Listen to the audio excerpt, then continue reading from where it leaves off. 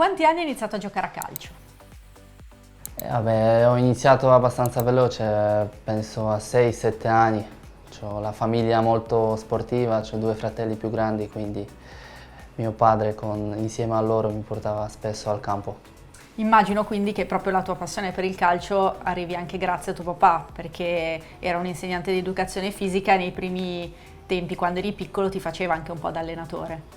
Sì, certo, come ho detto prima, mi portava sempre spesso lui, anche quando poi sono cresciuto ho lavorato individualmente con lui, oltre a allenamenti quelli nel club, quindi li ringrazio tanto, gli devo tanto e spero che lui sia contento di quello che ho fatto. Ma è grazie a lui che hai imparato a usare entrambi i piedi? Più a mia madre, perché c'era una situazione in un torneo quando erano i calci di rigori.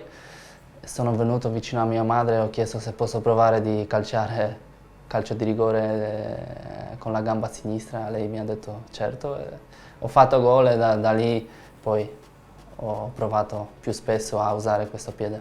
Oltre al calcio, hai mai praticato altri sport? So che ti piace il tennis. Sì, sono un amante, diciamo, del tennis quando posso. Gioco con tanto piacere. Anche il padel, quindi questi sono due sport che mi piacciono di più. Quindi se non fossi diventato un calciatore professionista, cosa pensi che avresti fatto nella vita? Forse ci avrei provato di essere un tennista, però sicuramente non sarebbe stato facile, ma ho tanta passione per questo sport. Nella città in cui sei nato e dove hai vissuto quando eri più piccolo, gli sport invernali sono molto più diffusi rispetto al calcio. Che effetto ti ha fatto? Cioè anche banalmente nel rapporto con gli amici, immagino che magari praticassero altri sport, a differenza tua, non il calcio. Diciamo che mi sono girato sempre intorno alle persone dove il calcio era in primo piano. A me i sport più quelli invernali non li ho mai praticato. Magari mia moglie quando era più giovane andava con i suoi genitori a sciare o a fare qualcos'altro sulla neve, però io non ho mai provato. Ti ricordi invece il primo campo in cui hai giocato?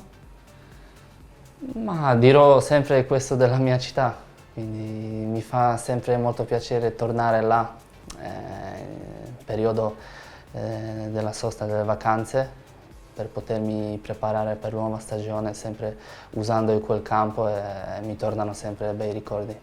Chi era il tuo giocatore preferito quando eri piccolo? Tomasz Rosicki all'inizio, che era un giocatore fantastico, a me piaceva molto, era molto forte tecnicamente e poi ovviamente c'erano vari Zidane, Ronaldinho, Iniesta, erano questi giocatori a cui mi ispiravo. Più in generale invece hai un idolo sportivo, magari nel mondo del tennis, visto che lo segui, ti piace? Sì, Roger Federer quando giocava era una cosa mi ispiravo, guardavo e non credevo con che classe giocava, ma anche gli altri due, Rafael Nadal e Novak Djokovic, ci sono dei fenomeni. Nel tuo percorso con le nazionali giovanili ad un certo punto vieni notato dall'Udinese, in poco tempo hai dovuto trasferirti in Italia, quindi c'è stato anche un cambio di vita importante per te. Come l'hai vissuto? Non era facile, però dirigenti dell'Udinese sono stati bravissimi a offrendomi tutte le cose che mi davano più tranquillità, anche un volo ogni mese per la mia famiglia, quindi la mia madre praticamente stava sempre con me, perché in quel momento ero ancora giovane e non avevo moglie. Quindi mi ricordo quel tempo bellissimo, bei ricordi, 3 anni a Udine sono stati veramente fatti bene perché uno nella mia età può concentrarsi sul calcio, non mancava niente. Da lì in poi l'Italia non l'hai più lasciata, perché dopo Udine è arrivata a Empoli, poi Napoli, adesso Milano con l'Inter. Che cosa ti ha spinto a continuare il tuo percorso calcistico nel campionato italiano e che cosa ti aspetti invece adesso da questa nuova esperienza? No, sicuramente l'Italia mi piace molto, ormai sono anche un cittadino, quasi metà della mia vita ho vissuto in Italia, si vive bene, c'è cibo, la gente, veramente sono tutte le cose che mi piacciono, oltre al calcio, perché è un livello alto. Da questa stagione, da questa nuova avventura mi aspetto molto perché arrivo in una grandissima squadra, campioni d'Italia, quindi spero di inserirmi perfettamente nei piani della nuova squadra e di dare il mio contributo e di continuare a vincere. Qual è stato l'insegnamento più importante che hai ricevuto e chi te lo ha dato? Io penso che ognuno degli allenatori, anche che ho avuto piacere di avere, mi ha insegnato qualcosina. Tutti quanti sono veramente persone per bene, mi hanno sempre cercato di aiutare, di credere in me stesso, di lavorare sempre, di dare il massimo per se stesso ma anche per la squadra. Li ringrazio a tutti perché sono stati molto importanti per me. Sei uno dei pochi giocatori polacchi che ha fatto tutto il percorso nelle giovanili nazionali, dall'Under 15 fino alla nazionale maggiore, adesso sei tra quelli che contano anche più presenze. Qual è il tuo rapporto con la maglia della nazionale polacca?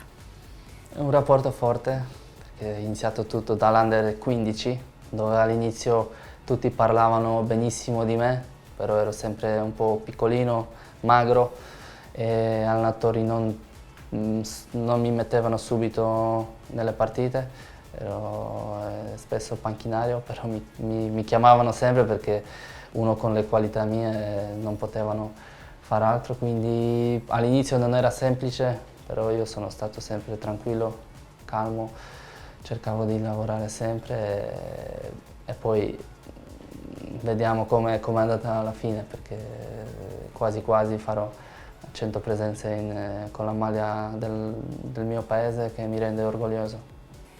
Che cosa c'è oltre al calcio? Hai delle passioni, degli hobby? Come passi insomma le tue giornate? Mi piace stare con la mia famiglia, con mia moglie, con il mio piccolo, con il mio cane, quindi sono un ragazzo tranquillo che vive dentro la casa. Mi piace anche viaggiare quando c'è tempo, di conoscere nuovi paesi, nuove città, però generalmente sono un ragazzo tranquillo che piace stare con la sua famiglia. Un tuo pregio e un tuo difetto? Difetto magari a volte sensibile, non lo so. Poi, Direi un pregio io. sì, va bene, diciamo che è un pregio. Poi difetto, non lo so. Non hai difetti? No, sicuramente si trovano, però magari a volte un pochino geloso, dai. Quanto è importante per te la vita da spogliatoio?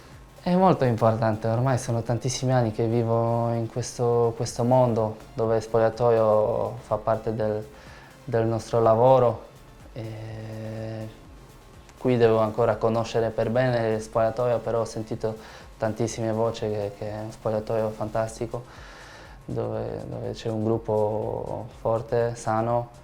Mi fa piacere perché io sono uno che sicuramente si ambienterà bene in questo gruppo, sicuramente non sono uno che rompe qualcosa, quindi spero di ritrovare tutti quanti prima possibile per subito ambientarmi.